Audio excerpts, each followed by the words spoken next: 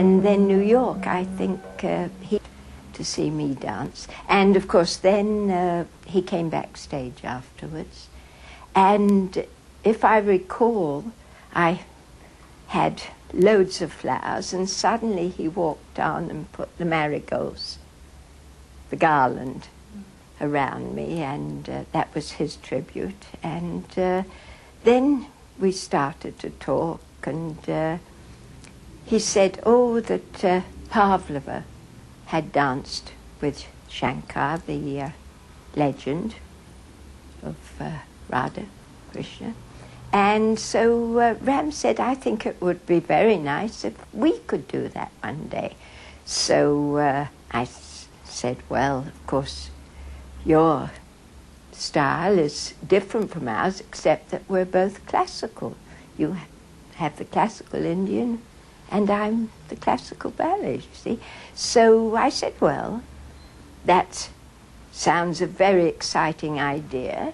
So he said, it wouldn't be any problem. He said, as long as you have a little time to study. I said, well, that would be a pleasure. And then eventually, I think it was 1960, I had taken a little time to do my book. And suddenly I had a phone call from Ram, and he said, what about that promise? Markova, I think, who was the nearest thing to Pavlova in looks and dancing. When I asked her to do it, she said, yes, I'd be delighted to. But she says, I said, I would only teach you what you can do, which I did, fortunately with the little knowledge I have of the Indian dance. And she learned fast. At the beginning, I mean, I had to start what I called the ABC, you know. All the exercises.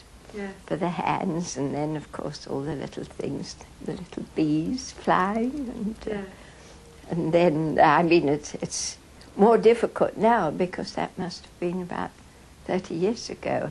It was quite an adjustment in some ways for me, because with my own work before a performance for Giselle or anything, I wouldn't eat a huge meal. Whereas when I was working with Ram and the company, the days we had matinee and evening, between the shows, they delivered the most fabulous food. And of course there'd be a knock on my door and Ram would arrive, and with this huge plate of food guaranteed to keep you anchored to the floor. So that was one difference for me, and I enjoyed it very much. And then, of course, when we were there for the season, the first day I remember I walked in my dressing room, it was just heaven. Ram used to come in and light the incense. I still have the little thing with the tapers he used to, so that when I walked in, I could more or less transport myself. I think without doubt, she was the greatest ballerina. She had the Diaghilev magic, she had the Diaghilev touch, and very good teachings with great professors and teachers of the dance, and the Diaghilev training that gave her a magic that I don't think any other ballerina I've seen in Europe or England has ever matched.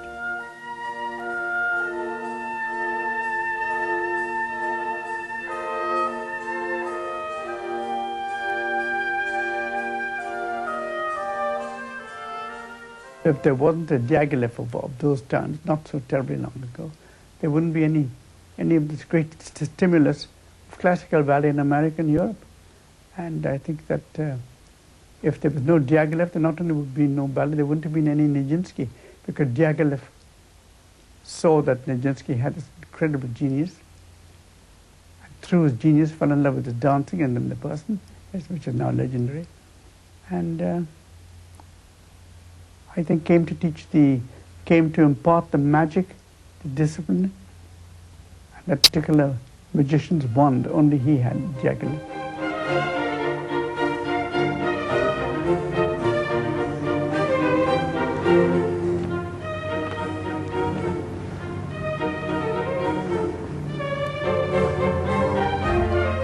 Like Serge Diaghilev, Ram Gopal spends much of his life in Venice and still takes a broad interest in dance and all the arts. He never met Diaghilev, but in the 1940s, Nijinsky came to see him dance. Towards the end of his life, after Nijinsky had been very ill mentally, he'd come to see me dance at the Savile Theatre with his wife Romala.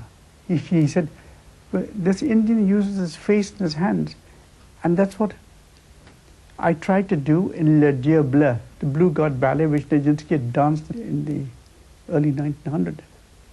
And he had enjoyed my dancing, which usually he found very boring to go to the theatre and see dancing of any kind. He enjoyed my dancing and also liked the Spanish dance he had seen in London, and said this is the first time he had seen Indian dancing, which far exceeded his dreams of what it could be when he was doing the Blue God, the ballet of Sri Krishna.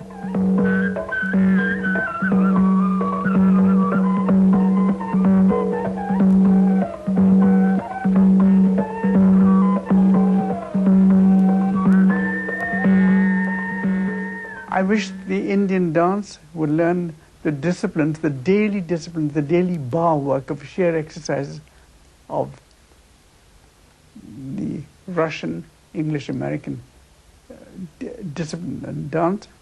And I wish that the classical ballet would seek for some of its more adventurous themes, like Pavlova, like Nijinsky did in The Blue God, and Pavlova did in Janda Frescoes. I wish they'd also look a little bit towards the east, like the greatest of them all, Anna Pavlova did.